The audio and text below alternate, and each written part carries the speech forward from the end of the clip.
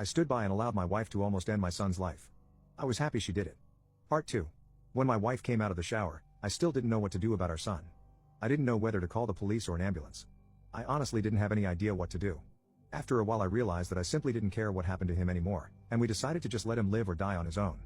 There was an in-law suite in the basement that we had never really used, and my wife, my daughter and I just moved down there. We simply ceded the top floor of the house to my son and locked everything down, separated our lives entirely. There was plenty of food in the upstairs cabinets, enough for a couple weeks or more. He had a washroom and bedrooms to use. We had a washroom in the basement, a small kitchenette, and a separate entrance, so we just stopped going upstairs. We just decided we were done with him. I figured we'd let his food run out and see what happened. Over the next week we could hear him moving around upstairs sometimes. I think he just spent most of time lying in bed recovering. I went to work, watching on high alert in case he attacked me in the driveway, but he never did. My wife stayed home with our daughter. She was never out of our sight. One night we heard him going ballistic, smashing things and banging. We didn't respond. He never tried to get downstairs or get near us though. I think he was afraid that if he got near us again, my wife might finish the job on him.